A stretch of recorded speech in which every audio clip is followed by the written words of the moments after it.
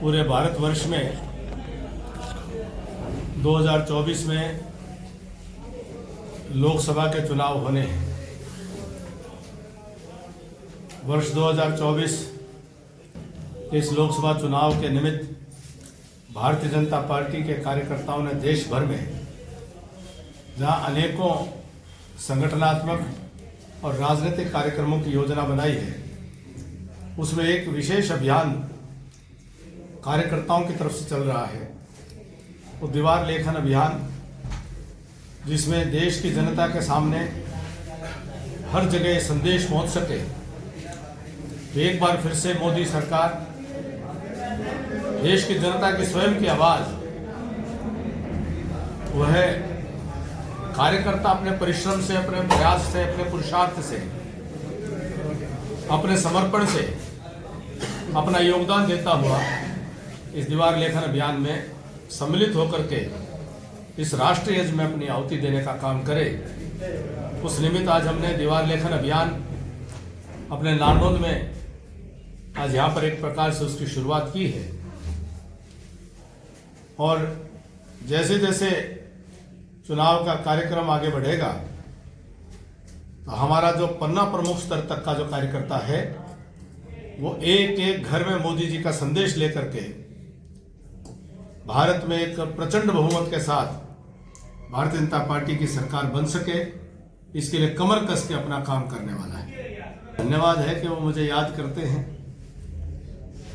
वो जो हमारे पॉलिटिकल टूरिस्ट आ रहे हैं, जिन्होंने नारनौंद की तरफ कभी झांक करके नहीं देखा, जिन्होंने अपने 10 साल के कार्यकाल में नारनौंद की अनदेखी का ये आलम था कि यहाँ पर सड़कों तक बनाने की नहीं सोची, पानी देने की नहीं सोची, शिक्षा की, स्वास्थ्य की व्यवस्था करने तक की नहीं सोची। ऐसे व्यवहार किया जैसे तो इलाके से कोई दुश्मनी रखते हो। वो लोग जब हमारे इस इलाके की आज बनी हुई सड़कों का लाभ उठा करके जब हमारे इलाके के कॉलेज और ITI की और स्कूलों की और अस्पतालों की बिल्डिंग देखते होंगे, तो उनको शर्म तो आती होगी, उनको शर्मिंदगी तो महसूस होती होगी कि 10 साल के कार्यकाल में उन्होंने किस प्रकार से नारनौंद के साथ द्वेष भावना से काम करते हुए विकास से इसको वंचित रखा था। वो आए, स्वागत है। राखी गढ़ी का म्यूजियम बन रहा है, उसको भी देखने की कोशिश करें। हमारे चारों कॉलेज हैं, उनमें भी विजिट करके हमारे नारनौंद क्षेत्र की जनता से माफ़ी मांगे। हमारे जो चारों ITI के जो भवन हैं उनको भी देखें, उनसे भी माफ़ी मांगे। हमारा जो सब डिवीज़न बना है, हमारी जो नई तहसीलें बनी हैं, हमारी सब्जी मंडियां जो अपग्रेड हुई हैं, हमारे यहाँ जो पीने के पानी की व्यवस्था, नीला पानी भाखड़ा का जिस छेड़ी चौपटा में आए हैं, इस 12 के अंदर जो आज मिला है, उन्होंने क्या कारण से हमारे साथ, कौन सा उनके मन में जहर था कि हमारे लोगों को उन्होंने विकास से वंचित रखा, पीने के पानी तक की सुविधा से वंचित रखा। यही खेड़ी चौपटा जिसके अंदर रेगिस्तान जैसी स्थितियां उन्होंने बना दी थी, आज आम आदमी कहता है कि इसको चंडीगढ़ का सेक्टर 17 की तरह से यहाँ के लोग विकास को महसूस कर रहे हैं। तो ये जो पॉलिटिकल टूरिस्ट है, जो हमारे यहाँ के कुछ साथियों को हमको लेकर के जो एक सुपारी देने का काम कर रहे हैं, कि हमारे यहाँ के ही कुछ साथियों को वो उनके कंधों पर रख करके हमारे ऊपर बंदूक चलाने की कोशिश कर रहे हैं। तो उनको मैं बताना चाहता हूं कि नारनौंद की जनता एक तरफ उनके खिलाफ खड़ी है, उनसे बदला लेने के लिए तैयार खड़ी है, और नारनौंद की जनता का आशीर्वाद हमारे साथ है। नारनौंद की 36 बिरादरी की जनता इन बाहरी सैलानियों के सच्चाई से अच्छी तरह वाकिफ है और इनको फिर से सबक सिखाने का काम करेगी। और मुझे उम्मीद है कि वो जो आए होंगे उनको ये भी ध्यान में आया होगा कि जिस विधानसभा क्षेत्र में वो पिछले 40, 50, 60 साल से राजनीति कर रहे हैं, 100 साल भी हो गए होंगे, उस विधानसभा क्षेत्र में भी आज 4 कॉलेज और 4 ITI वो खोल नहीं पाए। उस विधानसभा क्षेत्र में भी उनके कार्यकाल में सब डिवीजन वो नहीं बना पाए। तो उनको जरूर इस बात का एहसास हुआ होगा कि उनके 10 साल उन्होंने हरियाणा प्रदेश को लूटने में लगा दिए, हरियाणा के किसान की जमीनों को अपनी तिजोरियों में बंद करने में लगा दिए। 10 साल हरियाणा प्रदेश को उन्होंने बेरोजगारी में धकेलने में लगा दिए, नौकरियां बेचने में लगा दिए और अपने परिवारवाद, भाई भतीजावाद की आग में हरियाणा को झोंकने का काम किया। और जब सत्ता चली गई तो हरियाणा प्रदेश को जलाते हुए हरियाणा के भाईचारे को तार तार कर देने का पाप जिन्होंने किया, तो हम कम से कम अब नारनौंद आकर के उनको यह एहसास होना चाहिए कि विकास की राजनीति क्या होती है। और नारनौंद की जनता ये विकास के आज गीत गा रही है और ये पूरे राजनीति के अंदर एक सबक है कि राजनीतिक कार्यकर्ता वो विकास के आधार पर जनता के बीच में जाए तो जनता अपना आशीर्वाद देती है। कांग्रेस अलग अलग गुटों में बंटकर यात्राएं निकाल रही है। कांग्रेस पार्टी देश से समाप्त हो चुकी है। कांग्रेस का कोई अस्तित्व, कोई वजूद अब देश की राजनीतिक क्षितिज पर दिखाई नहीं देता है। हरियाणा प्रदेश में भी कांग्रेस वह परिवारवाद, भाई भतीजावाद और जातिवाद के आधार पर अलग अलग गुटों को सामने रख करके राजनीति कर रही है। समाज को बांटने का खेल रच करके अपनी किसी तरह से राजनीतिक जमीन को बचाने की कोशिश कांग्रेस कर रही है। कांग्रेस की कोई विचारधारा नहीं है, कांग्रेस का कोई संगठन नहीं है, कांग्रेस की कोई हरियाणा प्रदेश के लिए योजना नहीं है। कांग्रेस के पास हरियाणा प्रदेश के किसान के लिए, जवान के लिए, गरीब के लिए, मजदूर के लिए, दलित के लिए, पिछड़े के लिए, महिलाओं के लिए, शोषित के लिए, वंचित के लिए कोई कार्यक्रम नहीं है। उनके 10 साल के कार्यकाल में जो उन्होंने जिस प्रकार से हर वर्ग के साथ छलने का काम किया, ओल्ड पेंशन स्कीम खत्म की कांग्रेस ने, गेस्ट टीचर्स के ऊपर जुल्म किए कांग्रेस ने, सरकारी नौकरियों में ठेका प्रथा शुरू करी कांग्रेस ने, हर वर्ग के साथ आशा वर्कर, आंगनवाड़ी वर्कर, सब वर्कर जो हैं वो आंदोलनरत रहे कांग्रेस के शासनकाल में। हमारे यहाँ अलग अलग प्रकार के कांड हुए, कभी मिर्चपुर कांड, गुवाना कांड, कभी मैयड़ के अंदर जुल्म किए गए, वो किसने किए? कांग्रेस के समय में हुए। तो वो जो कांग्रेस है जिसने खिलाड़ियों के पैसे भी पूरे दे करके नहीं गए, 2014 में सरकार जाने से पहले 100 करोड़ रुपए तो खिलाड़ियों का बकाया था। हमने न केवल उसको दिया बल्कि उसको भी हमने कई गुना बढ़ाने का काम किया।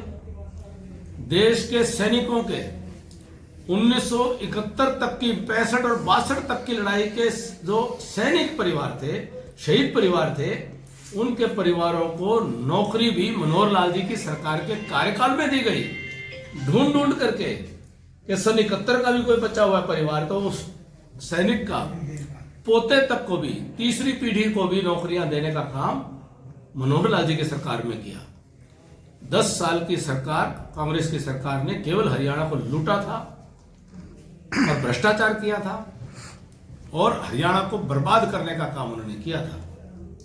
हरियाणा को पटरी पर लाने का काम भारतीय जनता पार्टी की, मोदी जी की, मनोहर लाल जी की सरकार ने किया है और हरियाणा का एक जबरदस्त विकास की मजबूत आधारशिला हरियाणा प्रदेश में रख दी है कि जब ना कोई खर्ची है, ना कोई पर्ची है, गरीब आदमी के घर में नौकरी आ जाती है। यह कभी कांग्रेस के शासनकाल में संभव नहीं था और आज भी वो इस बात का नारा लगा रहे हैं कि उनका राज आ जाए। उनके दिमाग में राज का भूसा भरा हुआ है कि उनका राज आ जाए तो वो फिर से खर्ची पर्ची शुरू करना चाहते हैं। वो अपने साथ में गिरोह रूप में जो अपने गिरोह के सदस्यों को ये लालच दे रहे हैं कि उनको किसी तरह से राज बना लो, हरियाणा को लूट के माल को वो साझी करेंगे। ये उनका सारा जो गेम प्लान है ये हरियाणा की जनता जानती है, उनके झांसे में आने वाली नहीं है।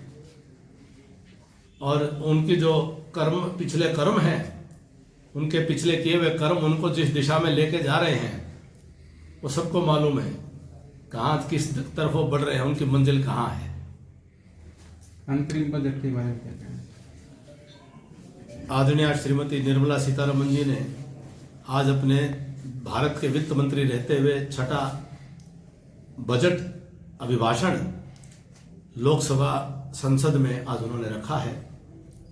अंतरिम बजट में वोट ऑन अकाउंट के माध्यम से उन्होंने आज जो प्रस्ताव भारत के आर्थिक उन्नति जो पिछले 10 वर्षों में हुई है उसकी भूमिका के साथ में नया कोई करना लगाते हुए जिस प्रकार के जो प्रस्ताव उन्होंने रखे हैं, निश्चित तौर पर भारत की आर्थिक मजबूती को और सुदृढ़ करने वाले ये प्रस्ताव हैं और भविष्य में भारत के बजट के प्रावधानों के माध्यम से गरीब कल्याण की अनेकों योजनाएं, विशेष रूप से किसान उनके पूरे बजट के फोकस में आया।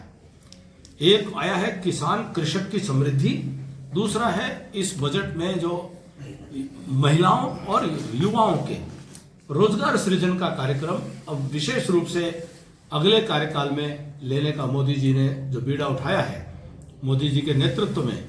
और बहुत अच्छी स्वागत योग्य बात यह है कि चुनाव के बाद मोदी जी के नेतृत्व में जब फिर से सरकार बनती है, देश की आर्थिक स्थिति के ऊपर जो एक श्वेत पत्र लाने का जो प्रस्ताव उन्होंने दिया है, देश की जनता को अधिकार है कि देश की आर्थिक स्थिति की जानकारी जनता को रहे और हर नागरिक को देश के बजट की, प्रदेश के बजट की प्रक्रिया में सम्मिलित होना चाहिए, क्योंकि ये पैसा देश की जनता का है, देश की जनता का हिसाब किताब है। इसलिए निर्मला जी ने, आदरणीय केंद्रीय वित्त मंत्री जी ने बहुत ही अच्छे प्रस्ताव इस अंतरिम बजट के माध्यम से देश के सामने रखे हैं। कांग्रेस ने जो इलेक्शन कमेटी बनाई है उससे कैप्टन अजय यादव भी नाराज चल रहे हैं। देखिए, कांग्रेस अब एक डूबता हुआ जहाज है और वो अपने कुकर्मों के बोझ से डूब रहा है। अपने देश विरोधी, समाज विरोधी, गरीब विरोधी और लोकतंत्र विरोधी जो उनके नीतियां और कार्य रहे हैं, उसके बोझ तले आज कांग्रेस का जहाज डूब रहा है। और कांग्रेस के अंदर ही किसी प्रकार का लोकतंत्र नहीं है। कांग्रेस में तो आज हरियाणा कांग्रेस में तो लठतंत्र हावी है। कभी अपने पूर्व प्रदेश अध्यक्ष अशोक तंवर जी को उस पर लठ चला देते हैं, कभी पूर्व प्रदेश अध्यक्ष कुमारी शैलजा जी के ऊपर वो हमले, एक प्रकार से हमलावर रहते हैं। तो कांग्रेस में तो लोकतंत्र है ही नहीं। वहां तो एक प्रकार से जो पुरानी ग्रीन ब्रिगेड थी, आज वो गुलाबी गैंग के तौर पर कांग्रेस पर कब्जा करके बैठी हुई है। कांग्रेस पार्टी आज राजनीतिक पार्टी नहीं है। वो तो जिस प्रकार से अनेकों गैंगों के नाम सुनते हैं, कांग्रेस तो आज एक गैंग के तौर पर काम कर रही है। राजनीति का तो लबादा है, आवरण है। सारा लठतंत्र कांग्रेस में चल रहा है, लोकतंत्र कहाँ है? कैप्टन अभिमन्यु लोकसभा चुनाव लड़ने जा रहे हैं। इस बात का फैसला पार्टी नेतृत्व करता है कि कार्यकर्ता के नाते मुझे एक बूथ पर बैठ करके और घर घर जनसंपर्क करके और बूथ पर अपनी ड्यूटी देनी है, या मुझे किसी प्रदेश में ड्यूटी देनी है, या मुझे किसी लोकसभा क्षेत्र में ड्यूटी देनी है, या मुझे कोई चुनाव लड़ना है, या मुझे किसी का सहायक बनना है, या मुझे कार्यालय में बैठ करके काम करना है, इसका फैसला करने का अधिकार मेरे नेतृत्व को है। और बड़ी खुशी से, बहुत ही आनंद से काम मिलता है कार्यकर्ता को, उस काम को मैं जिम्मेदारी से निभाने की कोशिश करूँ।